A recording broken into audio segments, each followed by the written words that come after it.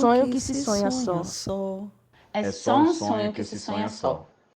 Mas sonho que se sonha junto É realidade. É realidade. Sonho que se sonha só. É só um sonho que se sonha só. Se sonha só. Mas sonho que se sonha junto é realidade. É realidade. É realidade.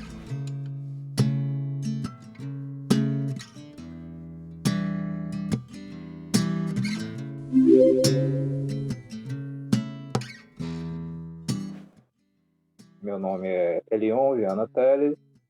Minha formação é em História, eu sou licenciado e bacharel em História pela UFBA. Sou também bacharel em Ciências Sociais pela UFBA, fiz também na UFBA mestrado e doutorado em Ciências Sociais, e depois fiz um pós-doutorado com a professora Lynn Alves, na UNEB, discutindo a relação entre jogos digitais e história. Atuo no campo da educação desde 1998, aproximadamente, e sempre trabalhei no ensino médio, ministrando aulas de história, e no ensino superior com as disciplinas de ciências sociais, metodologia científica, basicamente na iniciativa privada, tendo tido algumas passagens como professor do estudo da UFBA, a última delas no IAC, no período de 2015 a 2017. Desde 2018, eu sou professor do Instituto Federal Baiano, e lá trabalho com a disciplina de História no ensino médio, e no ensino superior trabalho com a disciplina de Produção e Sociologia no curso superior nas licenciaturas de Química. Bom, a história da minha vinculação à comunidades virtuais, eu acredito que ela começou quando eu ainda não era membro do Comunidades Virtuais, mas eu queria muito estudar jogos eletrônicos e pensar a relação entre jogos eletrônicos e história.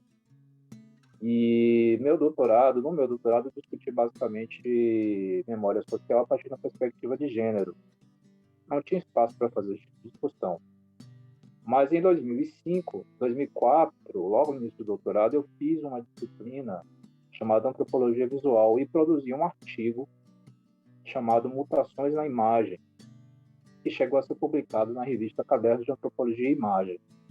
Esse artigo fazia uma discussão muito inicial, trazendo algumas referências do Game Studies, para pensar um jogo que na época tinha me impressionado muito por conta do design, por conta da simulação digital, sobretudo por conta dos aspectos da paisagem sonora do jogo, né, que tinha sido basicamente composta pela Orquestra Sinfônica de Moscou. Esse jogo é o Outcast, foi recentemente relançado, remasterizado e lançado. Então, esse artigo foi publicado em 2005 e ficou na gaveta. Durante a minha passagem pela faculdade da cidade, eu cheguei a institucionalizar um grupo chamado NAVE, Núcleo de Antropologia Visual e História Oral, e minha intenção na época era começar a fazer essa discussão com os alunos de comunicação, jornalismo, publicidade, que eram alguns dos cursos em que eu atuava. Eu atuava também em Direito, Administração, enfim. Mas os cursos que eu tinha mais afinidade na época, e tinha alunos que participavam das pesquisas no núcleo, eram de jornalismo. Mas eles não tinham interesse em estudar jogos, né? A discussão deles era mais voltada para fotografia, cinema e outras coisas. Então, em 2012 foi o ano que eu procurei o grupo de Lean na UNEB. Então, na UNEB, né, a comunidade virtual da UNEB, comecei a frequentar as reuniões do grupo, que consistiam basicamente em discussão de textos, apresentação de projetos e outras questões. Quando eu terminei o pós-doutorado e o programa de doutorado deu início a um outro ciclo de formação acadêmica para mim, que foi o Prof. História, e eu considero que a passagem pelo Prof. História foi, de certa forma, um aprofundamento de questões que não tinham sido discutidas no pós-doutorado, mas que era importante serem discutidas, que era basicamente a relação epistemológica entre os jogos digitais e a historiografia na perspectiva da didática da história. E, na época, eu tinha tomado contato com a produção muito interessante do professor Alex Alves, da Universidade Federal do Oeste da Bahia, e esse artigo abriu todo um conjunto de possibilidades de investigação, né? A partir da didática da história, da educação histórica, e foi basicamente esse trabalho que eu desenvolvi no próprio História. Quando eu entrei no Instituto Federal Baiano, eu estava exatamente nesse processo de elaboração dessa dissertação do próprio História. Estava coordenando, na época, a extensão do campo Serrinha, e não existia na instituição nenhum grupo de pesquisa que efetivamente desse conta desse tipo de discussão. E eu sentia a necessidade de institucionalizar essa pesquisa e também sentia, mais ainda, a necessidade de estabelecer o contato com pesquisadores que estavam tratando dessas mesmas discussões, em particular, sobre jogos, em particular no campo da história. Comecei também, na época, a fazer algumas pesquisas com os alunos, inclusive embasaram a dissertação do próprio História.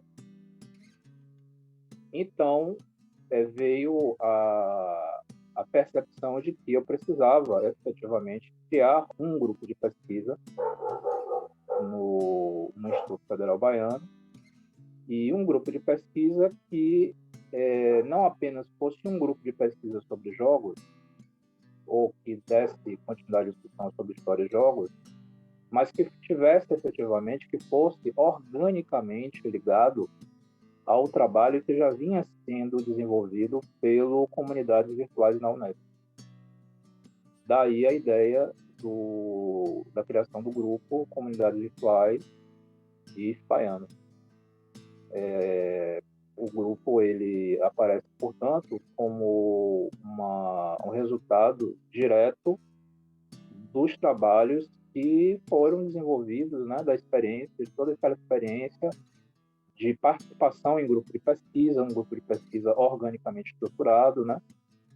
Eu já tinha participado de grupos de pesquisa na UFBA, quando eu fui aluno de graduação, mas nenhum deles tinha a organicidade, a sistematicidade e tampouco a produtividade das comunidades virtuais. Então, eu acho que é uma experiência, eu considero que foi a minha principal experiência formativa em termos acadêmicos, participação de comunidades virtuais. E, bom, eu queria dar continuidade a isso. No Instituto Federal, eu sentia que isso era necessário para a continuidade do meu desenvolvimento intelectual como pesquisador, que seria também extremamente importante para a instituição e que, do ponto de vista do comunidades virtuais em si, a criação de um grupo fora da UNEB, fora da UFBA, representaria a criação de uma rede de pesquisa, né? E poderia dar suporte, na qual um grupo poderia dar suporte ao outro. Foi basicamente isso.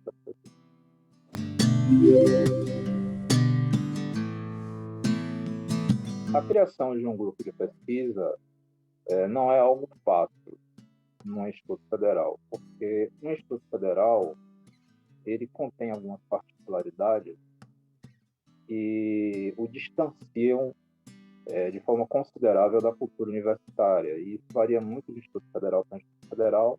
Alguns são mais próximos da cultura universitária, então, portanto, valorizam mais a pesquisa, o tempo do pesquisador. Mas eu diria que, de forma geral, o principal obstáculo para se criar, para trabalhar a pesquisa no Instituto Federal é a tendência à tecnificação do docente, que tende, inclusive, a desvalorizar o tempo da pesquisa, o tempo que institucionalmente ao pesquisador, ao docente, né, é garantido pela pesquisa, termina sendo engolido por políticas institucionais, por relações de poder, por práticas burocráticas. E a tecnificação, ela não significa somente um encurtamento das possibilidades intelectuais da reflexão, do pensamento e da produção intelectual, mas ela representa também, em termos práticos, a redução do docente à figura do técnico. E isso, eu acredito que é o maior problema e o maior desafio. Uma segunda questão, não menos importante, é o fato de que, na instituição em que eu estou, apesar dos institutos federais terem em seu projeto de criação um compromisso com as licenciaturas,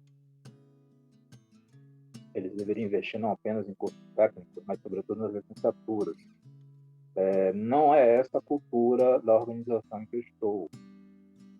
Então, no campus em que hoje eu trabalho, que é o campus Catu, nós só temos uma licenciatura que é uma licenciatura na área de Química. Então, veja que a possibilidade de fazer uma discussão sobre jogos existe, e os alunos de Química se interessam por isso, mas não é possível fazer uma discussão nos termos em que a pesquisa que eu desenvolvia e desenvolvo no campo de História, Antropologia e Jogos Digitais, ela originalmente se deu. Isso tem uma implicação direta na formação e na disposição de recursos humanos para fazer pesquisa, né? Porque, de forma prática, os estudantes pesquisam aquilo que seus professores pesquisaram.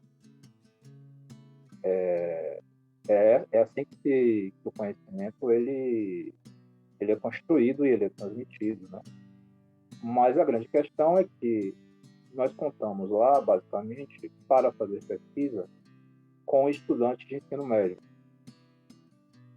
E os estudantes de ensino médio se revelaram para mim, pelo menos que aqueles com quem eu tenho trabalhado, como uma possibilidade notável de realização de pesquisa com jogos digitais, no sentido de que não apenas eles possuem a capacidade intelectual de acompanhar as discussões teóricas que nós fazemos,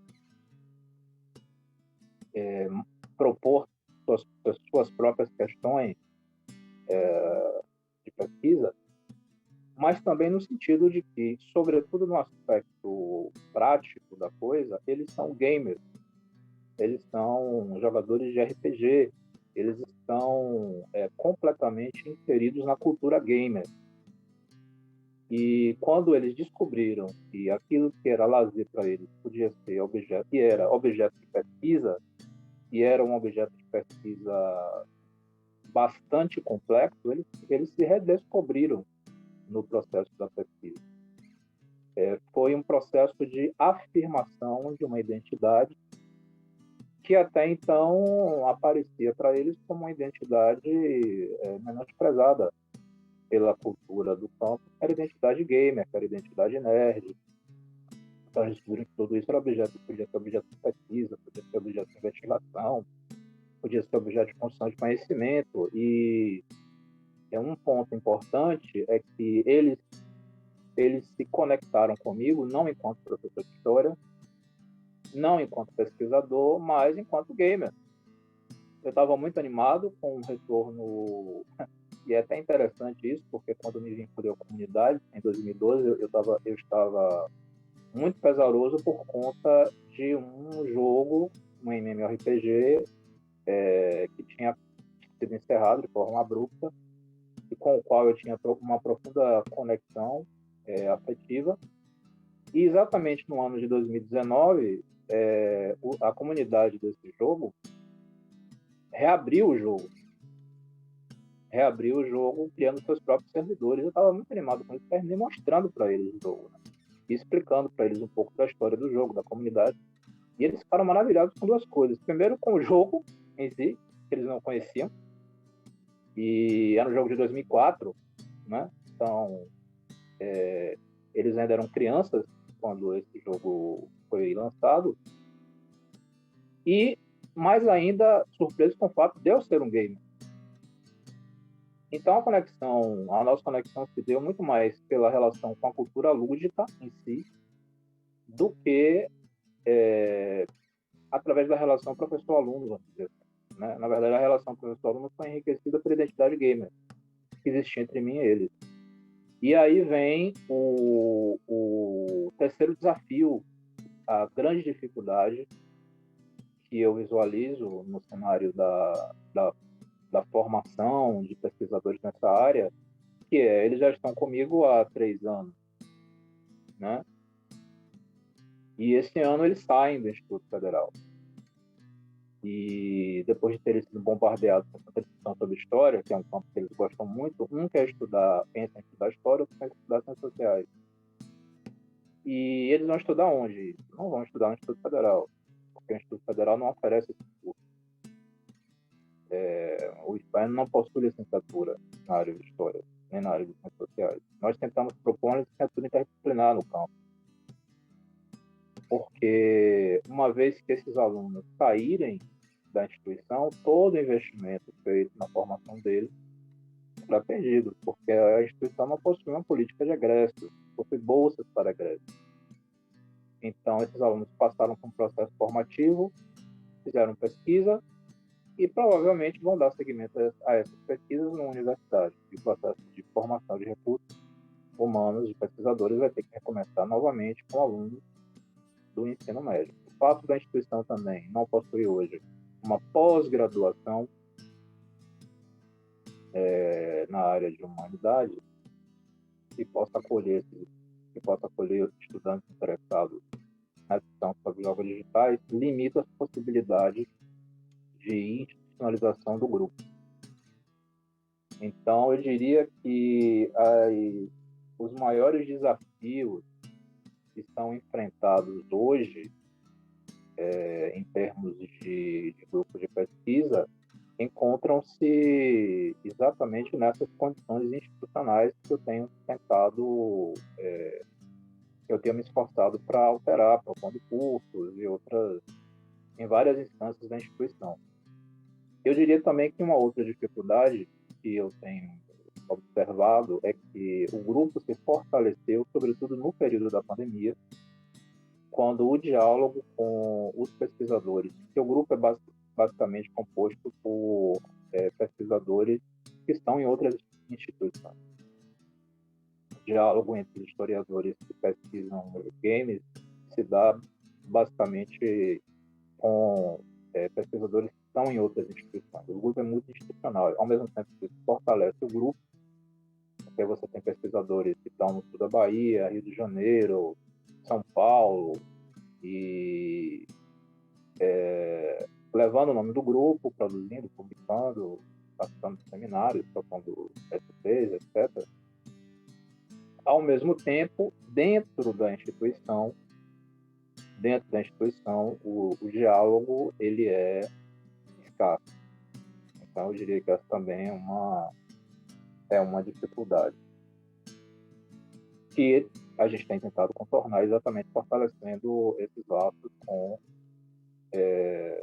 esses outros pesquisadores.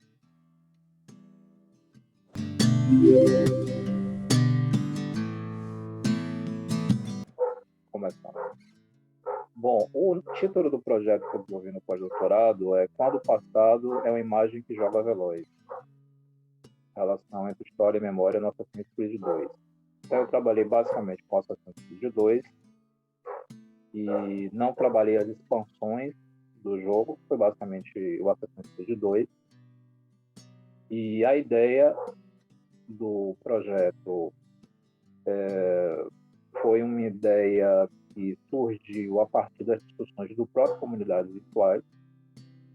Eu confesso que, inicialmente, eu mesmo tinha uma resistência em relação a esse jogo, mas a partir do momento em que eu comecei a me debruçar sobre a bibliografia, sobretudo as contribuições da Associação Norte-Americana de História,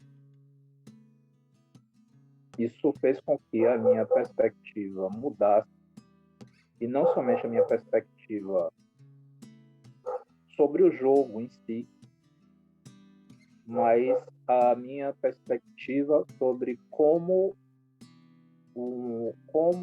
olhar para um jogo digital baseado em representações ou simulações do passado.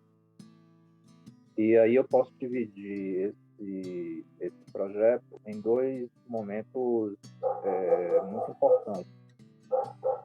O primeiro consistiu na revisão bibliográfica que foi feita, na qual, basicamente, por orientação de Lean, eu precisei confrontar os estudos narratológicos com os estudos ludológicos, enfrentar as críticas que eram feitas aos narratologistas, aos ludologistas, e no meio desse caminho, eu me deparei com um campo de discussão que eu achei muito interessante, que estava diretamente vinculado à minha formação, que era exatamente sobre o viés cultural na análise, na pesquisa sobre os jogos digitais.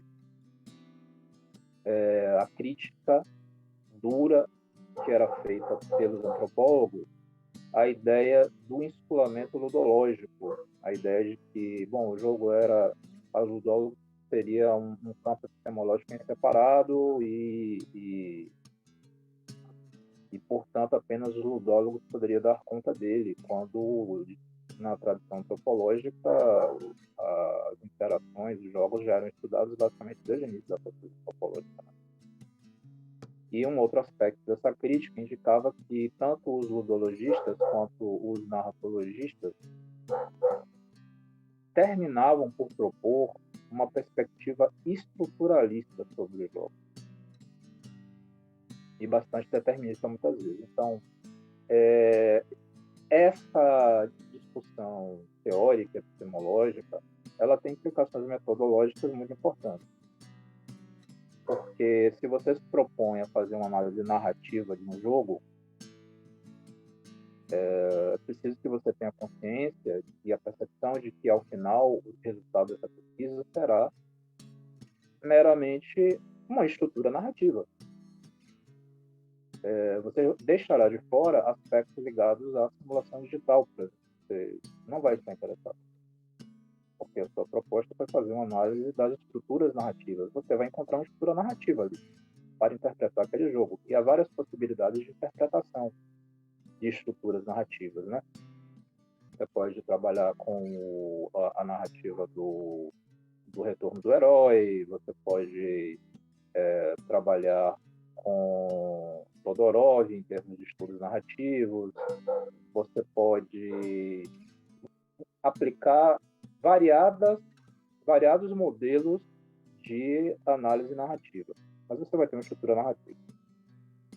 Do outro lado, se você vem e se preocupa e se debruça sobre as regras da simulação ou os aspectos simulacionais, e aí eu vou citar um exemplo de um trabalho de um historiador que é especialista em história moderna, Renascimento, e fez uma análise muito interessante do Assassin's Creed 2, dizendo que, inclusive, o próprio anacronismo do jogo, ele era historicamente situado, é muito interessante isso. Quer dizer que o jogo é historicamente anacrônico, ou significa dizer que o jogo é histórico? É isso que ele diz em termos do artigo, mas ele não analisa a narrativa. E a narrativa tem elementos históricos que são extremamente relevantes.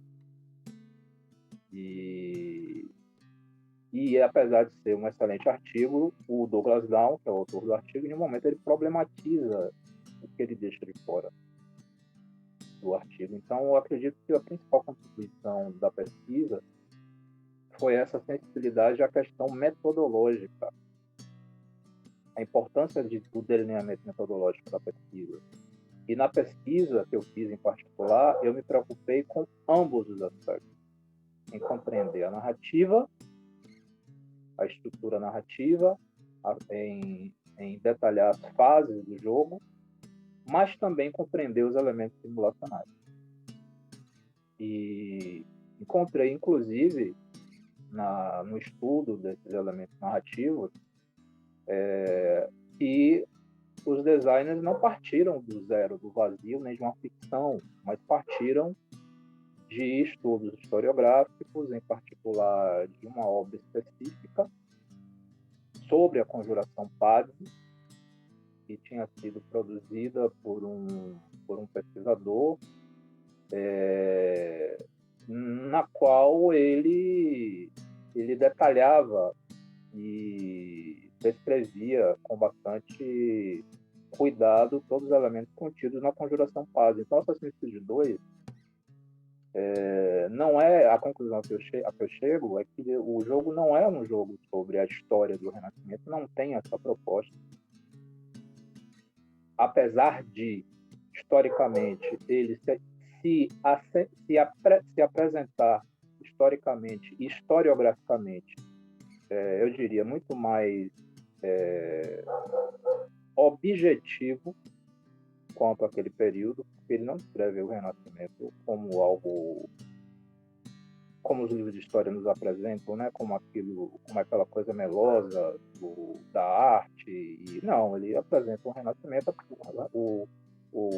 a conjuração Pazzi dentro do período renascentista, como um conjunto de disputas, intrigas e conspirações que definiram a construção do Estado Nacional na Itália. E a violência, portanto, ele retrata uma violência historicamente situada e é historicamente realista.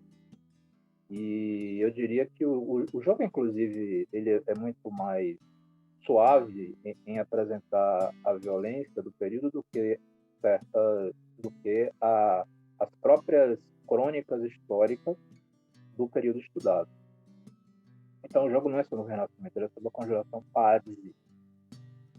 E qual é a contribuição do jogo, do ponto de vista, né, de quem joga? O que é que você pode aprender, por exemplo, em Assassin's Creed, que você joga no Assassin's Creed, que você não vai aprender assistindo um filme sobre o período, ou não vai aprender lendo um livro sobre o período? Você vai compreender algo que era extremamente importante no período, que é o conceito de furtividade. O que é a furtividade? É uma simulação, mas também é uma narrativa sobre o passado. Porque a furtividade era o que historicamente permitia que um tiranicídio, que o assassinato de um tirano acontecesse. A tradição do tiranicídio remonta a Roma, né? Talvez a mais famosa tenha sido a narrativa do assassinato de César por Brutus. Mas todas as narrativas de tiranos e pessoas que foram mortas no período renascentista se dão exatamente como o jogo apresenta. Alguém esfaqueia alguém e some na multidão. E por que na multidão? Por que na igreja? Porque era quando os poderosos vinham a público. E ali é que se dava a possibilidade dele ser exterminado quando ele vinha a público. Ele não podia ser morto no castelo, porque o castelo ele estava protegido. Então, o jogo ele apresenta todos esses elementos e ao colocar o jogador no papel do assassino, que na verdade ele não pode matar qualquer pessoa, né? Então, eu diria que o título é muito mais provocativo do que descritivo da atuação do jogador. O jogador se identifica com a figura de um agente secreto, porque o Ezio, que é o personagem, né, com o qual o jogador performa o jogo, ele se alia a Lourenço de Médici. E a conjuração Pazzi falhou a matar Lourenço de Médici. Então, ele luta contra os ele luta contra os inimigos de Lourenço de Médici. E a Conjuração Paz, do ponto de vista da cultura literária, do cinema, ela é, eu diria, uma das referências mais recorrentes. Ela aparece em vários filmes, peças, obras literárias, e sobretudo em filmes do século XX, ela é mencionada. Então, de certa forma, o assassino é o herói. Ele é o vingador dos médicos. Né? Então, existem algumas discussões que, inclusive, procurou mostrar como, de certa forma, existe um conflito entre o jogo pouco explorar um conflito existente, né, entre liberdade e tirania, enfim. Mas, para finalizar a discussão sobre o trabalho e, inclusive, o artigo, né, o artigo no qual essas reflexões, ele ainda não foi publicado. A ideia é que eu consiga fazer isso esse ano, na forma de um livro, na verdade, com a participação dos estudantes bolsistas. Mas eu diria que, além desses aspectos, um outro aspecto importante que surgiu a partir desse trabalho foi a abertura para a análise dos jogos digitais a partir de aspectos culturais. Isso significa dizer que não importa tanto o código, não importa tanto a narrativa, e passa a importar mais o significado que os jogadores atribuem ao jogo e o que os jogadores fazem com o jogo. Então, do ponto de vista da pesquisa antropológica, por exemplo, o jogo não é mais importante que o jogador. O jogo em si, ele é uma construção do jogador. Porque se ninguém jogar o jogo, ele não existe. E cada jogador tende a jogá-lo de uma forma específica. Seria basicamente isso.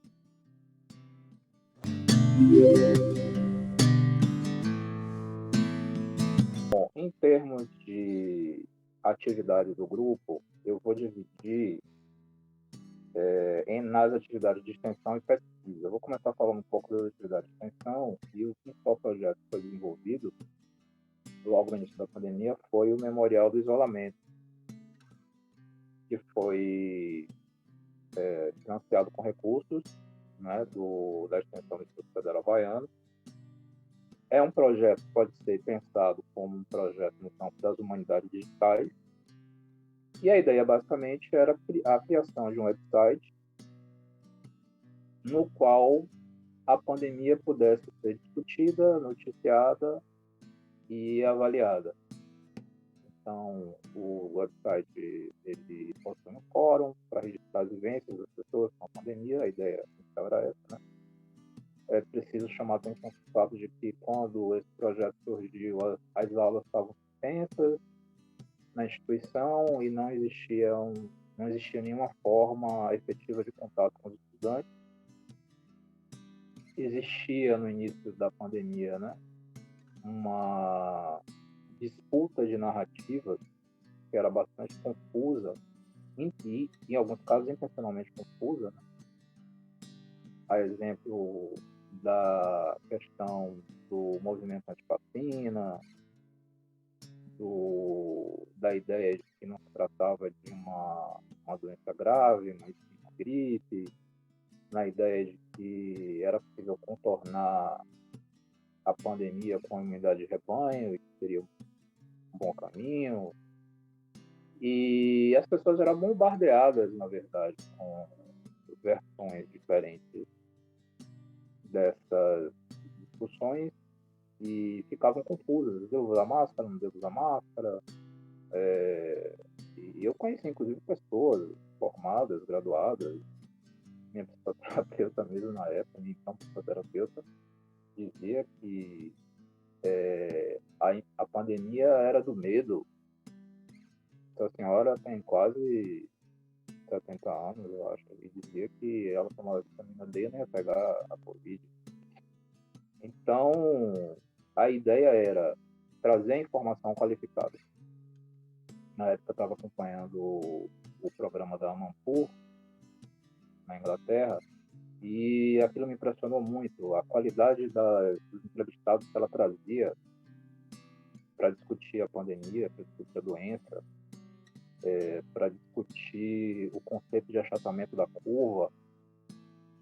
E foi, sobretudo, a partir dessas primeiras leituras que eu fiz, dos textos entrevistados que ela trazia, das primeiras traduções que eu fiz, que eu pude compreender que o fenômeno era um fenômeno complexo. Ele vinha de uma dimensão biológica, mas a forma como isso seria resolvido, os resultados, dependiam de fatores sociais, políticos, culturais, né? E a noção de achatamento da curva não era uma discussão sobre cura, mas era uma luta pela sobrevivência. Em realidade era isso, né? A ideia de que quanto mais lenta ela avançasse, mais chance de sobrevivência nós teríamos, mais tempo para compreender a Covid nós teríamos, mais possibilidade de desenvolver uma vacina nós teríamos antes das pessoas morrerem. E eu próprio tive Covid. E perdi pessoas da minha família para Covid. E perdi colegas de faculdade para Covid. E a função do site era informar, discutir, era fazer traduções de artigos, era divulgar os links da Secretaria de Saúde do Estado, vídeos, enfim, todo o material informativo necessário para que pudesse compreender a pandemia e a doença a partir de uma perspectiva interdisciplinar, multidisciplinar. E trouxesse a epidemiologia, a antropologia, a história das doenças. E eu tinha realmente, quando eu iniciei o projeto, a ideia de que o site e o projeto em si iriam suscitar na comunidade acadêmica uma discussão, e na instituição, na própria instituição, uma discussão sobre a pandemia. Esses múltiplos aspectos, né? Porque a pandemia se inicia com a Covid, mas ela tem inúmeros desdobramentos, são as sequelas, são os divórcios que aconteceram, e vários outros tipos de sofrimento foram ocasionados pela Covid, adoecimento mental, depressão, a própria discussão sobre as condições de educação na pandemia, que surgiu quando o ensino remoto foi retomado, né? Então, eu considero que esse projeto foi muito importante, porque a ideia era fazer realmente não apenas uma abordagem informativa, mas também um registro histórico do que está acontecendo, né? Da importância desse momento histórico. E nós visualizávamos que era uma oportunidade de criar um site, mas um site institucional do grupo de pesquisa, no qual nós pudéssemos informar a comunidade o que era o grupo, quais eram as linhas de pesquisa, quem eram os pesquisadores, colocar as fotos deles lá, dizer quais eram os projetos, etc, etc. E isso foi feito.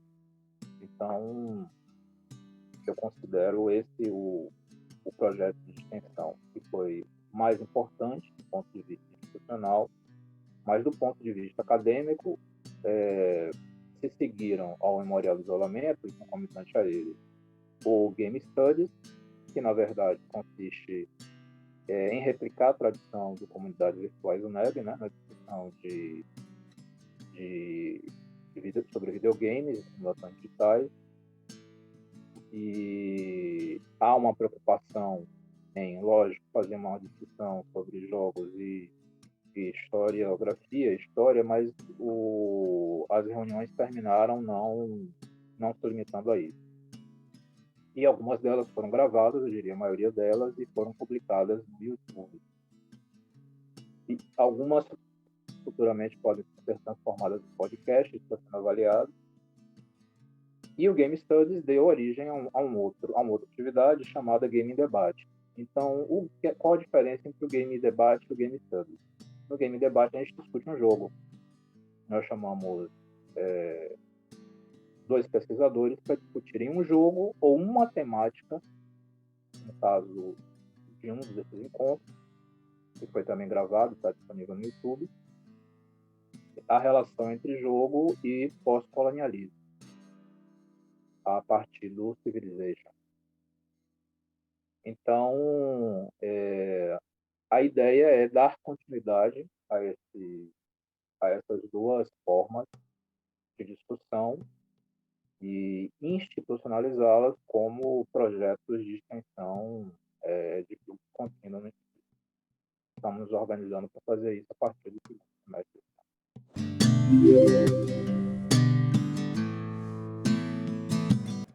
Bom, eu posso dizer que os dois projetos de pesquisa que eu venho desenvolvendo no Instituto Federal, o Ludificando o Passado e o Como os Jogadores Recordam, são diretamente originados do meu processo de formação, da pesquisa que eu desenvolvi no Comunidades Virtuais, né, no pós-doutorado. O Como os Jogadores Recordam é uma expansão do projeto original. Os meninos, os meus bolsistas, investigam o Assassin's Creed Brotherhood e o Revelations, que são expansões do Assassin's Creed 2. Mas eles não investigam apenas o jogo, mas também procuram tratar de um conceito específico que eu discuti na dissertação do próprio História, que é o conceito de empatia histórica. E isso representa uma guinada e um avanço em relação à pesquisa anterior, porque na época em que eu comecei a pesquisa sobre o Assassin's Creed, uma preocupação muito grande, e a primeira preocupação que surge na cabeça a primeira pergunta que é feita quando, em geral, quando um historiador se debruça sobre o jogo eletrônico é se o jogo eletrônico, qual grau de precisão histórica que ele oferece. E esse tipo de pergunta era muito comum na época em que eu comecei a fazer a minha pesquisa. Mas, nos dias atuais, de alguns anos para cá, os pesquisadores têm se preocupado cada vez menos com esse tipo de questão, mas sim com o tipo de relação com o passado que aquele jogo pode suscitar. Então, uma ambição minha, enquanto professor, seria, por exemplo, a estruturação de um currículo gamer. E a estruturação de um currículo gamer não significa apenas pensar, por exemplo, que eu vou estar refletindo sobre o passado com os alunos a partir de um determinado jogo, que não é necessariamente um jogo que eu tenho estudado, mas pode ser um jogo com o qual eles interagem. Porque a cultura gamer, ela descentra o papel do professor. Se o professor está pensando em levar um jogo para a sala de aula, ele está pensando errado. Na cultura gamer não é isso que existe.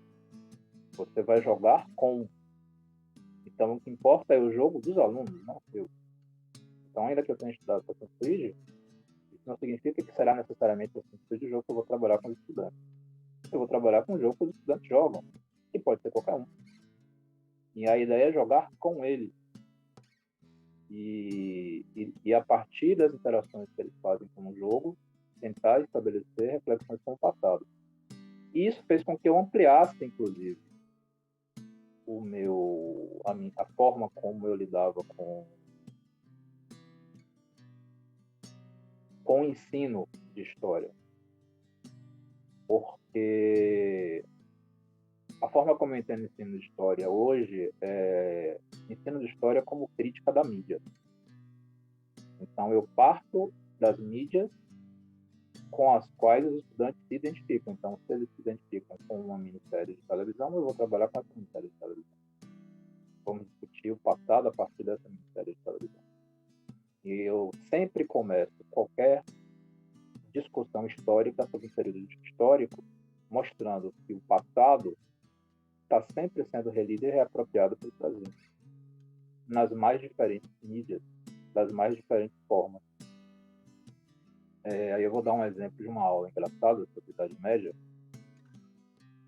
na qual eu discuti com os estudantes os bestiários medievais, que são base para os jogos de RPG.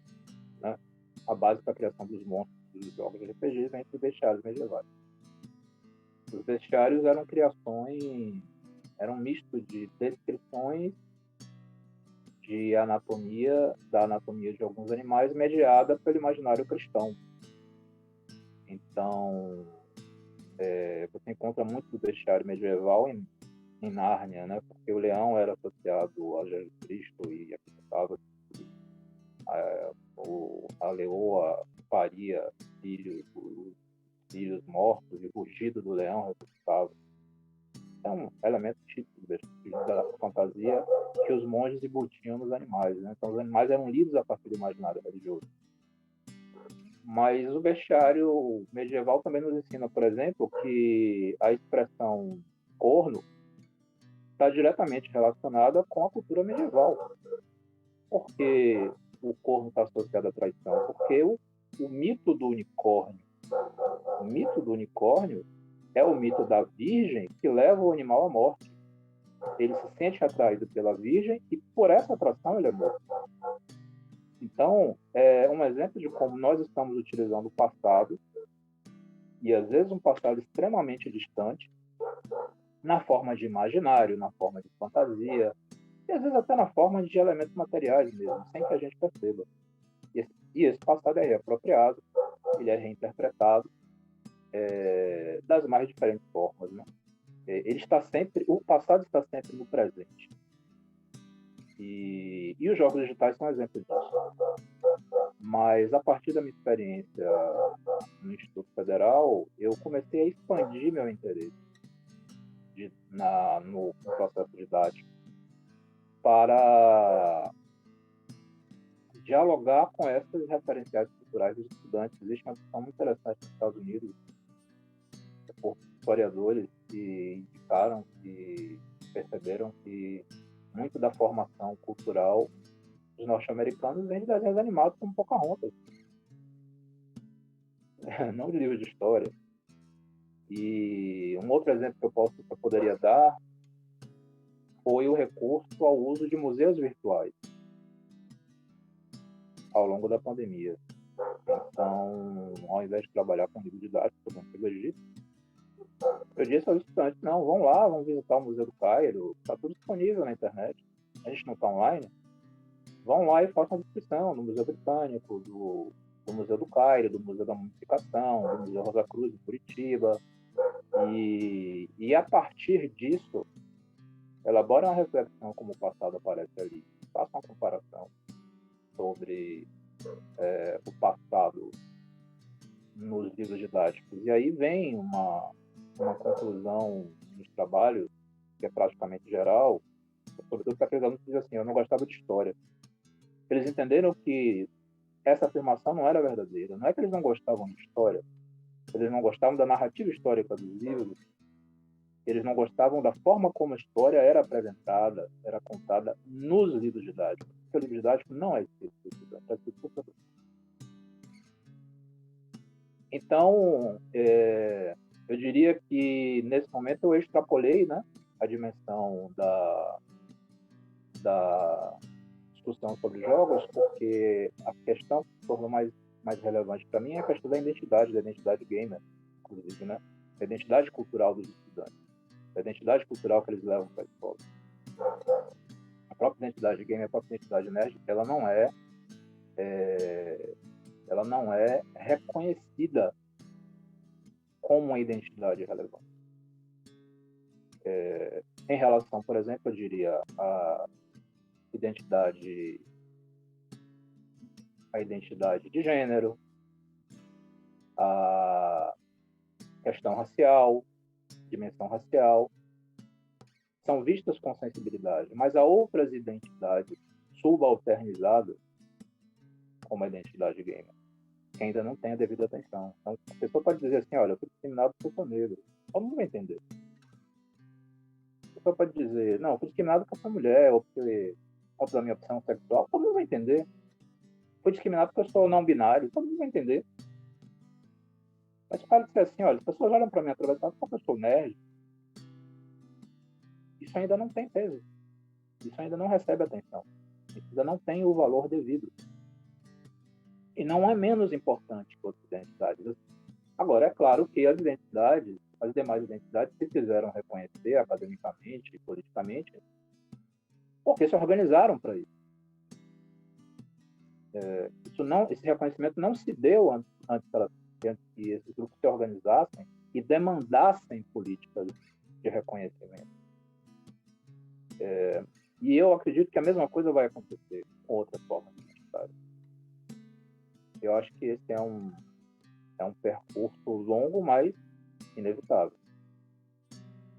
Então, essa seria a reflexão que eu faria, apontando como a minha formação enquanto pesquisador, ela modificou completamente a forma como eu me via na sala de aula e como eu passei a enxergar os alunos, como eu passei a enxergar a cultura escolar e como eu passei a enxergar, para usar uma expressão, um conceito específico, o saber escolar, o conhecimento histórico que é levado para a escola.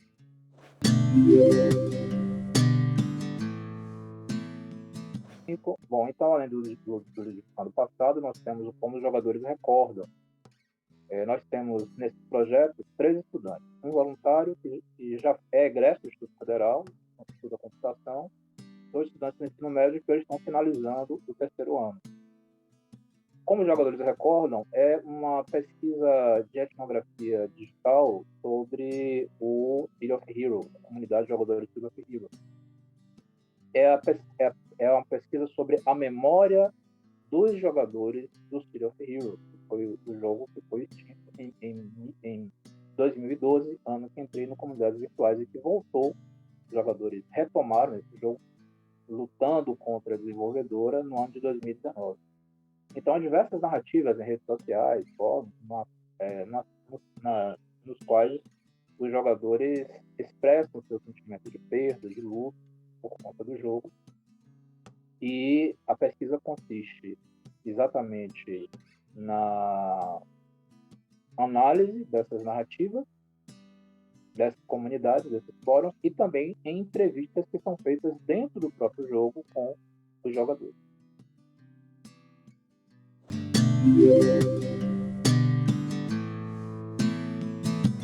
Eu quero parabenizar a todos os membros do Comunidades Virtuais, todos aqueles que passaram pelo grupo, todos aqueles que passarão pelo grupo.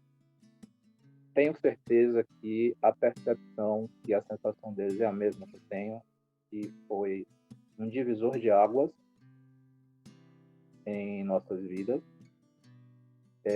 Nesse processo pelo qual nós passamos, a figura de Lin foi ímpar, isso é inegável, é um consenso o fato de que se o Comunidades avançou e se nossos projetos avançaram, se nossas carreiras avançaram também, né, a partir das publicações e de outras coisas, foi por conta dos contínuos desafios aos quais ela nos submeteu ao longo desses anos, né?